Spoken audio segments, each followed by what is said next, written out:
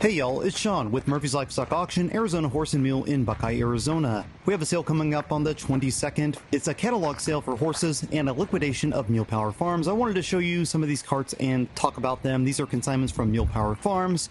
The first one you're seeing here is a red show cart.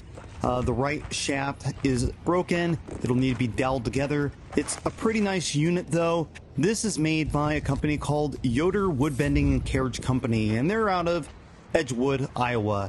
I'll just kind of show you around and talk about them as much as I can, anything I know.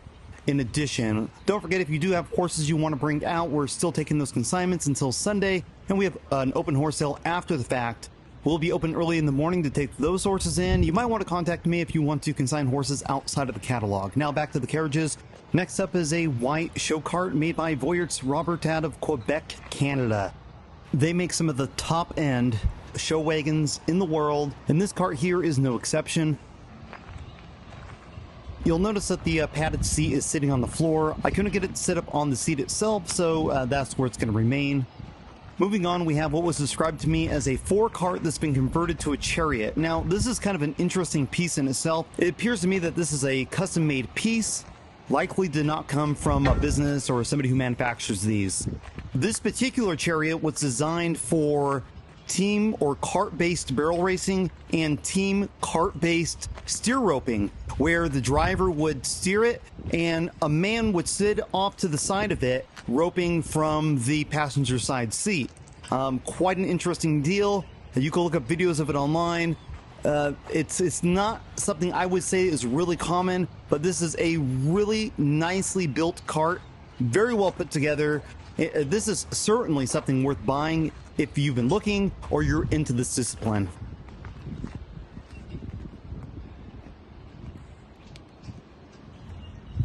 This next one was described to me as being a trainer. I think you could also use this as a touring wagon or as a trolley. It is road legal. It was custom made. It is licensed with the state of Arizona. This particular wagon is set up for a team of up to 8 horses to pull it, although it also has an adaptable tongue so it can be pulled by a farm tractor or by your truck to be towed down the road. Or if you just happen to have a farm and you want to load it up with people and take them through the orchard or take them through the pumpkin patch, this would be the one.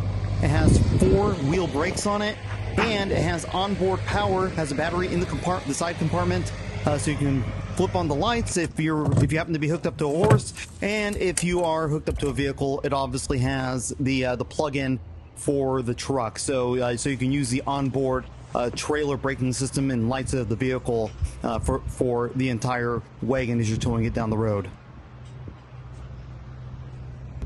Next up is a chuck wagon racer or a racing chuck wagon. You can use this wagon for a trainer, but if you wanted to race with it, it does have the larger wheelbase and the smaller body, allowing you to take extremely tight and sharp corners with your horse without throwing the wagon on its side. It is smaller than a standard wagon, but it's also a lot better balanced than a standard chuck wagon would be.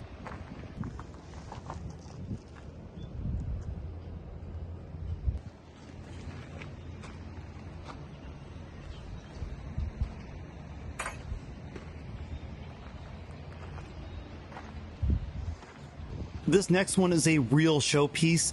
This is a 3/4 hitch wagon. I'm not 100% positive who made it, but I've done a ton of research and I'm about 99% sure that this is also a Voyart's Robert made, Canadian made 3/4 hitch wagon. I've looked through a lot of their material. It appears to me to be nearly identical. I can't tell the ones that they make apart from this one. I do know that Mule Power Farms had this one restored and repainted with a custom paint job, but beyond that, it looks identical to the 3/4 hitch wagons that they manufacture. So I believe that the plate was probably taken off during the repainting process and not applied, and this is indeed made by them.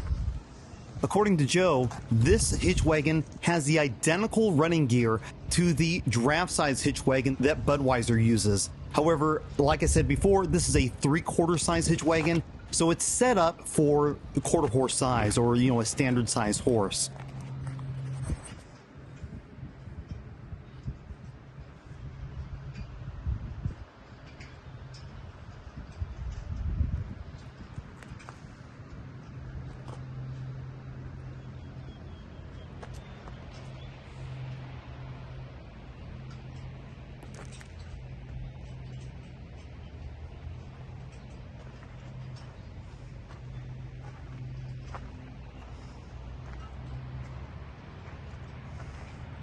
It comes with everything you need to run up to a team of 8 horses.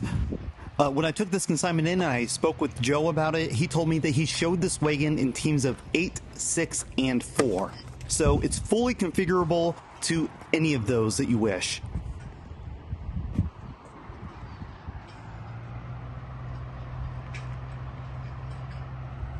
This is a really nice piece. I apologize for the dust. We do live on a dirt farm. That's what we produce out here, and it's really hard to keep things clean.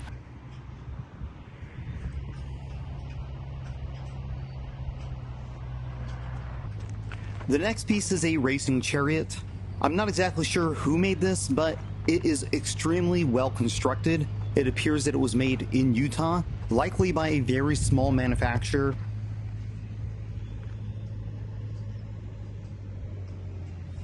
I don't know what else I can really tell you about it, except it's really well made. Joe also has a helmet that matches the paint job on the front that's going to be going with it. I don't have that on display right now because, we're still about a week and a half out from the event.